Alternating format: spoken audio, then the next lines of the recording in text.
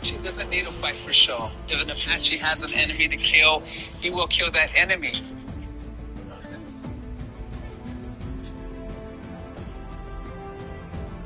Each side brings a deadly arsenal of weapons. The two weapons are simple, weapons. To an Apache, anything is a weapon.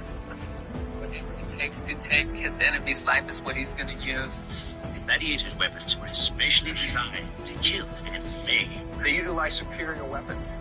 Their weapons were made for combat. The Apaches have a tomahawk. They want to come in close and get dirty. This is how Romans get dirty. They're going to take some of this, the Kestis, right in the face. The Kestis, developed more than 2,000 years ago. It's the world's first boxing glove, complete with iron spikes. This would shred your flesh. It would punch through the skin and hit bone. This is how damage got done the Roman way. Since ancient Roman death boxes are in short supply, the team turns to a modern-day gladiator, known for his toughness and punching power. Former UFC light heavyweight champion, Chuck Liddell.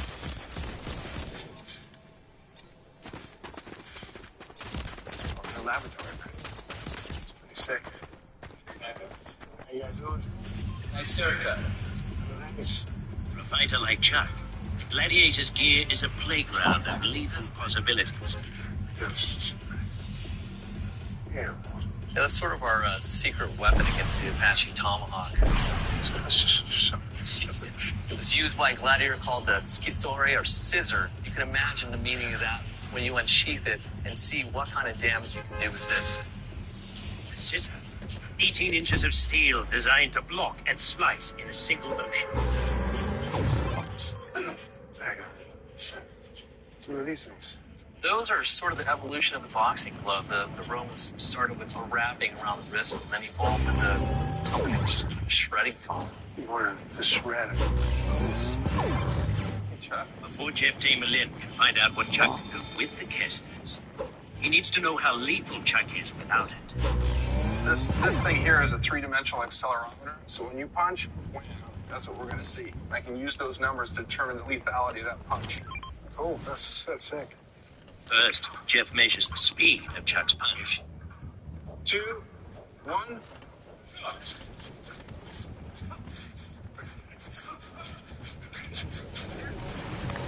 What do you expect? You're off the charts. I got 14 meters per second. The average Olympic boxer was 9 meters per second. You're almost 1.5 times that number. Cool. So now what we're going to do, Chuck, we're going to get your punch force. 3, 2, 1, go. Yeah, nice one, man. You want to try up? Yeah. You know what? I think that one's going to give us our best reading. Chuck's reputation as a power puncher is one in the octagon. Now, he has scientific proof to back it up. According to the numbers, if you punch him in the nose, the cheek, the jaw, the neck, they're all going to bust. Excellent. It's over 1,000 pounds of force coming down on somebody's face. I mean, these numbers are real and amazing to me. The Kestis will concentrate Chuck's force onto the tips of razor-sharp iron spikes. I love to bring one of these to the octagon and I give me a distinct advantage when I'm throwing my jab. Just make a whole other level of being scared. On your call. 3, 2, 1, go!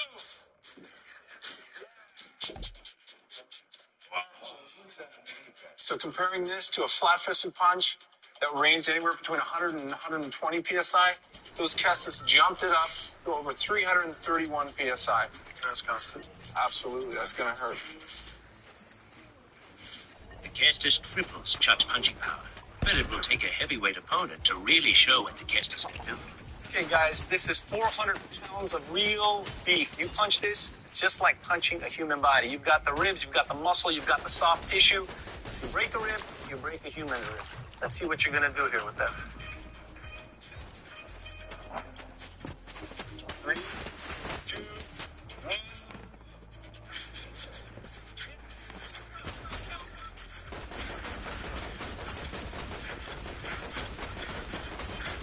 1. Wow.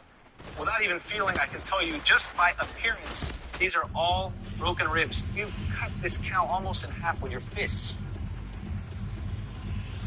Like this. Feel good, huh?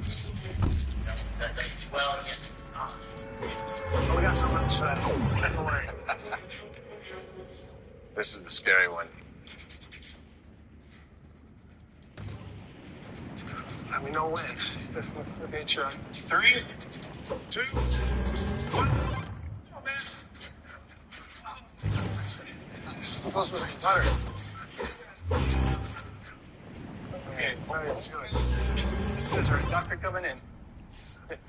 Oh, okay. I mean, there's nothing more to say than the fact that I can see you from inside this calf.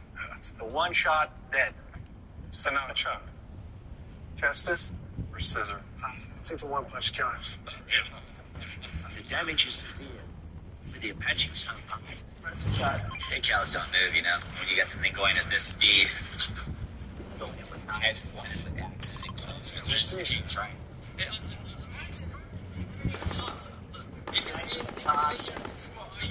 Once an arrow pierces your heart, you're gone. You're not even gonna have a chance to beat them.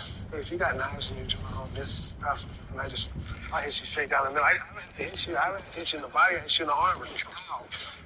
Just remember, it's the tests that are going to make the decision in here, and obviously, you can see the results with this test. This definitely is a very, very deadly weapon. Is the Roman scissor a deadlier weapon than the tomahawk? The scissor is absolutely devastating, but it's a one-shot, one-kill thing. I have yet to see any weapon go through a side of beef like that scissor did. It was Sparta. In terms of versatility, I have to give the edge to the tomahawk. I see both your points, so for me, I'm going to let the computer decide. Close range, a nimble Apache is going to take down a clumsy gladiator. It's a close call. The Apache tomahawk gets the edge in short-range weapons. But the gladiators have a deadly duo of weapons waiting for their snare at the Apache one. Apache versus gladiator.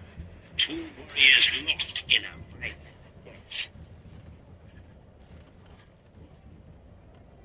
The heavy armed gladiators with big shields, they wear a mantle like this. But what they didn't cover was their chest.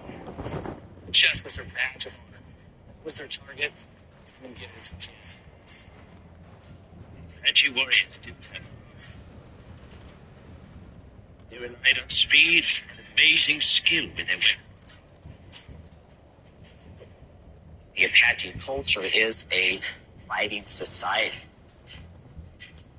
The honor of the Apache is in raiding. It is in dominating. It is in fighting multiple attackers. That's where your pride is. That's your whole purpose. The word Apache is a Zuni Indian word, which means the enemy. Gladiators trained against the deadliest enemy of their day. Fellow gladiators.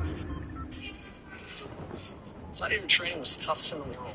These gladiators trained to fight. It takes a lot of training to teach how to kill effectively against a human target. In that school, their job is to mold him into a killing machine. Apache's not going to go toe-to-toe. He wants to hit and he wants to run away. The gladiator doesn't have a runaway reflex. It's not fight or flight. It's fight only. Like gladiators, Apaches loved close combat. Their weapon of choice. Simple, savage, in the hands of an Apache. Deadly. Rude boy and snake applied lipstick to the blades of these training weapons. Love the color of blood. Knife may not look like much. When used by an Apache, it's one of the most efficient killing tools there is. I mean, it's chicken scratching. Look, it's a bunch of theory, Bill. The Apache knife fighter was the greatest knife fighter in the entire world history of guerrilla warfighting tactics. They don't just carry one knife, they'll carry multiple knives. If they could carry 20 knives, they'd carry 20 knives. Why? Because they're going to throw one at one opponent, they're going to stab another, grab another weapon. You know, if you got 20 people, you're going to destroy 20 people. Apache knife fighters mastered several methods of attack. The common ones were the slashing or the lightning strikes. You also got the piercings. They actually call this the piercing buffalo because of the effectiveness of it going straight to the sternum of the heart. It's going to puncture any and everything.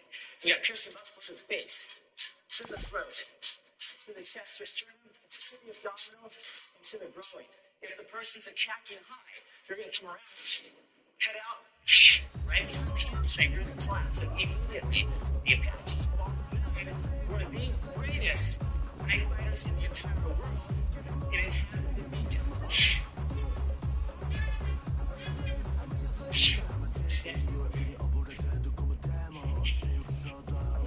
That's 3 death strikes in under 3 seconds. Boom, boom, boom. This is out. It's 15 feet. That's just 3 kills in 2.44 seconds. So I reduce that to one-on-one combat in a simulator. That's going to be devastating. What was the saying you guys had? We who are about to die salute you. I think you better do some saluting. That's very impressive. That's a great lesson. I guess I'm going to stand it. I mean, It speaks for itself. could you put the lipstick back on? Again, I like that part. It's cute. The chartreuse. Gladiators have a weapon to counter the Apache knife. 3 barbed prongs of razor-sharp death. Something's more effective than a spear even. Thrown it for 12 inches of penetration. If it missed with a dead-on target, it still had the horns to hook with. And even pulling out, these barbs would tear flesh and break bones. And once he got this in you, you were like a fish in a gig. The knife is even more deadly when paired with a net. In the gladiatorial arena, and that was used with the trident. So the legs, so the head, it was meant to ensnare and entangle. The most effective use of it was for throw. After that, kill was ensured. Idea with the trident and the net is to keep him back. Keep him on the outside. It's almost like you're goading a bull, right? Right. You want to keep this up in his face where he doesn't know where you're at to come after you. Okay. You just cut it in the air. So as long as the gladiator can pull with the net and strike with the trident fasten, the guy's got no chance. How deadly is the trident in actual combat? Trident versus body, trident wins. But the issue is, will it maim or hurt the person enough that they can't strike back? The team will test the trident's. See how deadly 3 prongs can really be.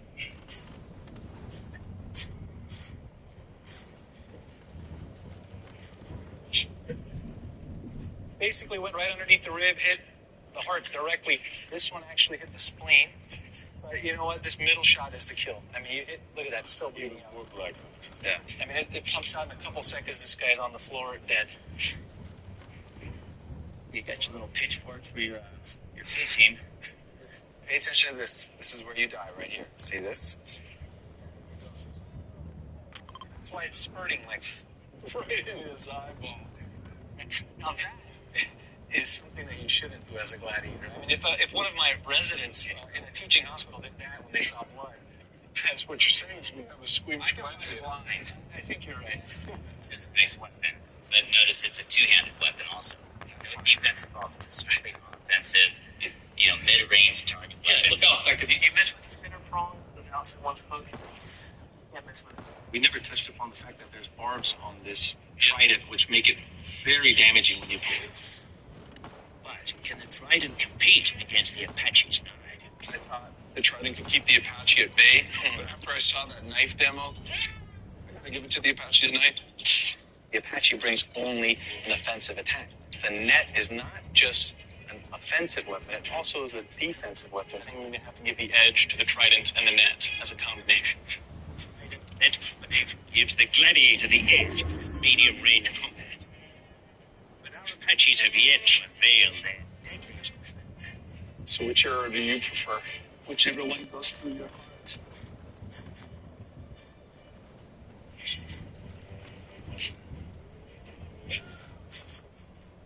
When it came to fighting styles,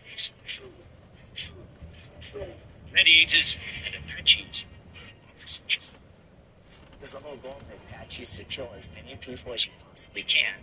If the odds look overwhelming, sneak away, fight them on another day. As far as Apaches go, they're very tough. They're used to functioning as a unit. Ambushing. Apaches were masters of ambush, but it was very smart. It was very strategic.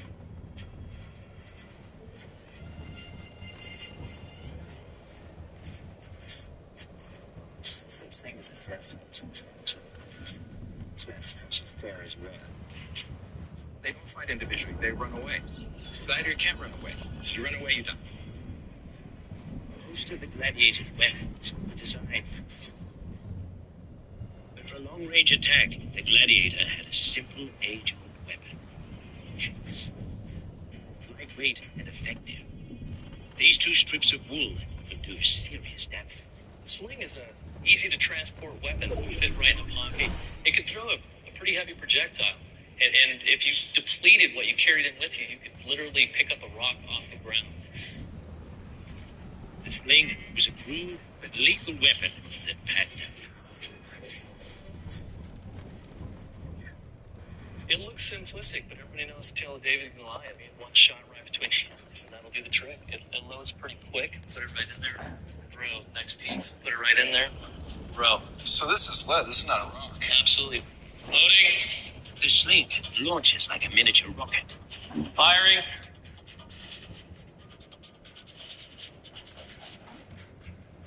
So 91 miles per hour, man? No way he hit that. To determine the damage from a perfect shot, our team brings in the most accurate slinger in the last 2,000 years. An air cannon. A sling-sized projectile would be fired at a skull with the same density as bone. The important thing to remember here is that each cannon has been pressurized to achieve the same velocity on that projectile as a proficient sling thrower would actually be able to achieve. Yeah.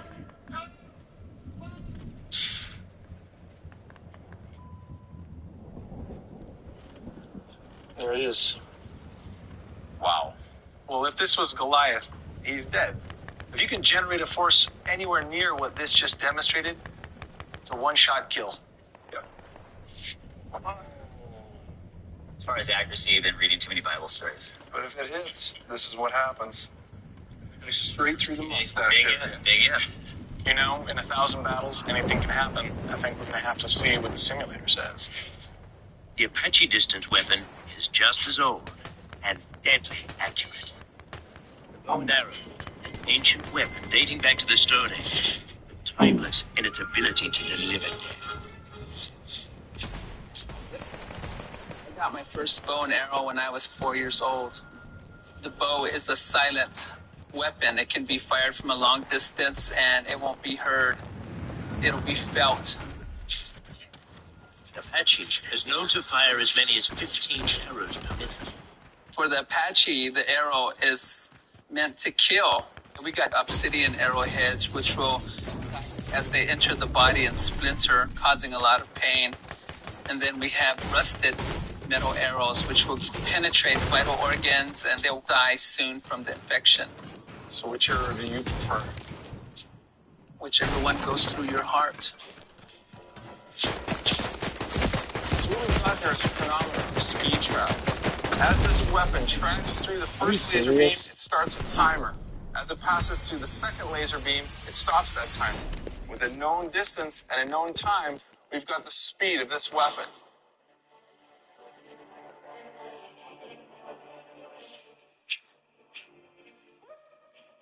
Dead gladiator. For that arrow is 95 feet per second, which is 65 miles an hour. If he was within 48 feet, he'd be hit. With this helmet on, he won't even see what's coming. The arrow is fast and extremely accurate at a distance. What kind of damage will it do to the unprotected chest of the gladiator? These are the flint arrows, and I'm gonna kill that damn gladiator.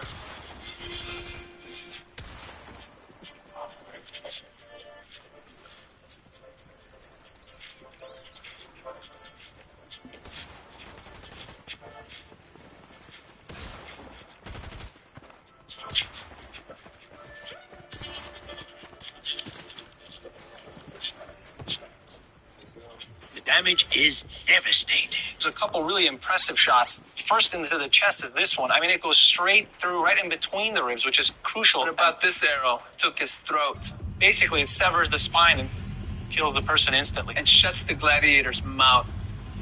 Well, that too, I guess. And then this actually will go upward to the base of the brain. So in the end, guys, this is a long-range fight. Bow versus sling. The bow had the longest range. First hit is probably the first one to win the fight, so I'm going to go with the bow on that one. The bow is way more accurate, way more deadly. I think we're unanimous. Edge. Coming up, the gladiators respond with a weapon designed to slaughter. Taking that Apache apart a piece at a time. Very awkward. Zika. I mean, they use a gladius. Gladiator.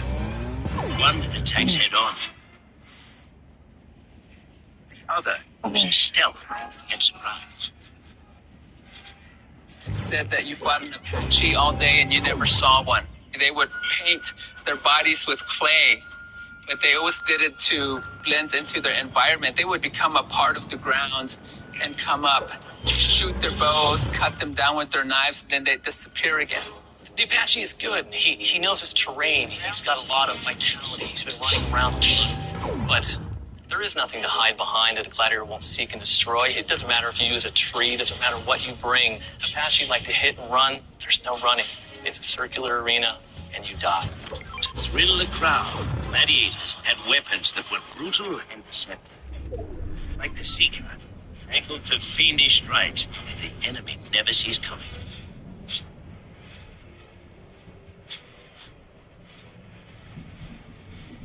The Seeker was an awesome killing machine.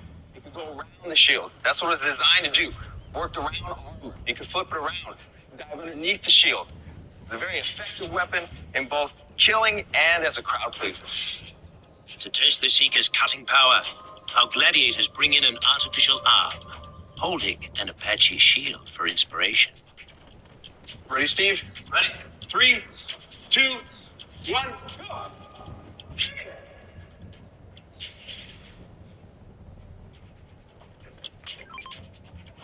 All right, Steve, so you definitely have a really deep laceration here. It goes through the skin, through the soft tissue, down through the muscle, into the bone. And this is as big as it gets without actually completely amputating the arm. Taking that Apache apart a piece at a time.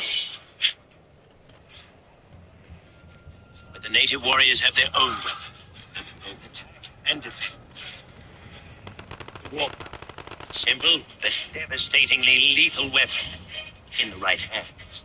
The beauty of the Apache War Club is the fact that you have a solid object at the end, whether it's a solid piece of bone or whether it's a solid piece of rock. It's going to do some serious damage, more than people expect.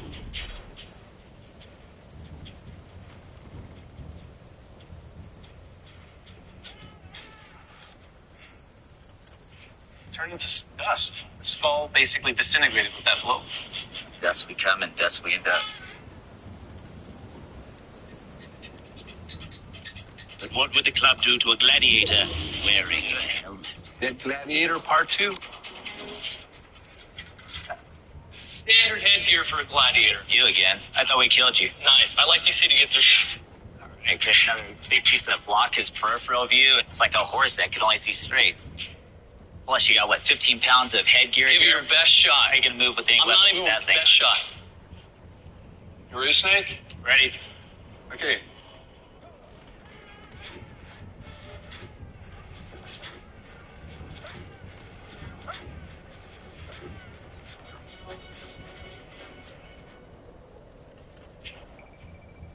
This helmet really did its job.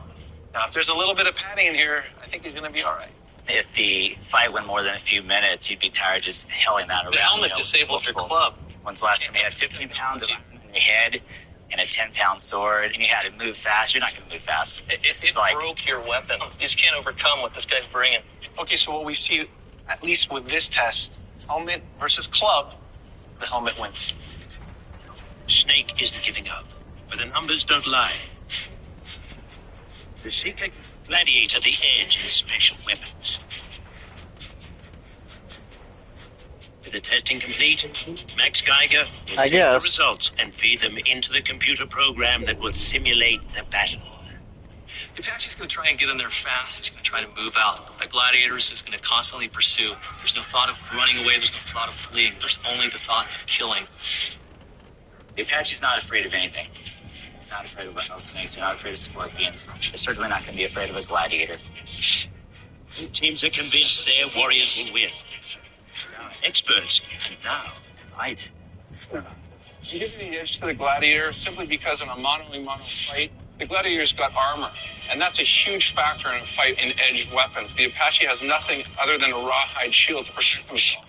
I think the Gladiator, if he wants to stand any chance at all, is going to have to get right up close with that Apache and trap him with a net. That being said, the place where the Apache is most deadly is right up close. It's a lose-lose situation for the Gladiator. Coming up, Gladiator versus Apache. Here.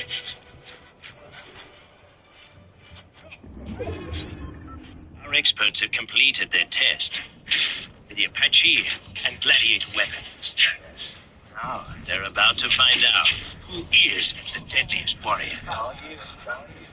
The team tested 5 Gladiator weapons: the Kestus, Sling, Seeker, Scissor, and the Trident net combination.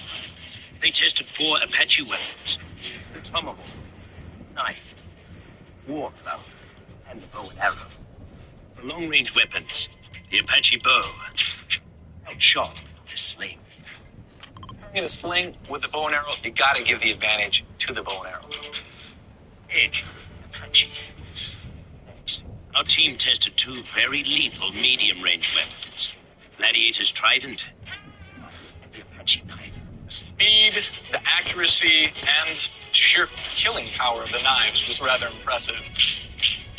The demonstration of the Trident penetrating all the way into the gel torso surprised me a great deal.